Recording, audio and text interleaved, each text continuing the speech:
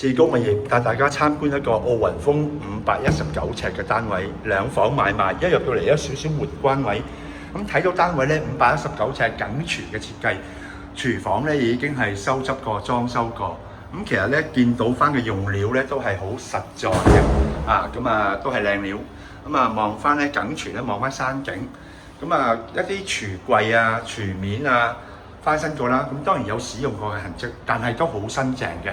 咁呢個咧就係廚房，咁廚房行翻出嚟咧就係左右嘅廳啦，飯廳寬敞嘅，擺完櫃再擺餐台完全冇問題。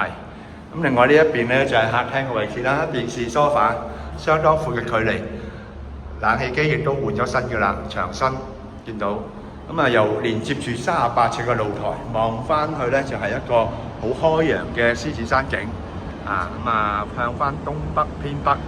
咁望翻咧啟德嗰邊嘅方向嘅景觀，下邊咧有一條橋咧就係港鐵起緊嘅，連接住宋皇臺站，連接住奧雲峰大門口嘅。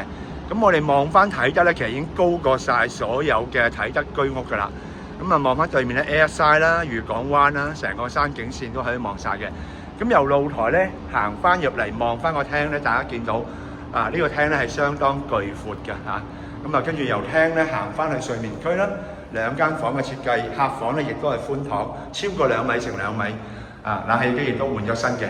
廳房同向一線嘅景觀，望翻山景。今日天氣麻麻，如果天氣好嘅話更加清脆。咁由呢個客房咧行翻落嚟咧，轉頭未睇主人房，我哋睇翻一個洗手間。咁洗手間咧係改裝咗做企缸，都係有裝修過。另外一樣特點咧就係明廁有窗嘅嚇，跟住由洗手間咧行翻出嚟咧就係一個主人房啦。主人房咧其實相對都係大㗎啦，519尺，望翻嘅景觀咧都係以山景為主。景觀咧更加闊落可以望到體育園嘅足球場啦，公眾體育館。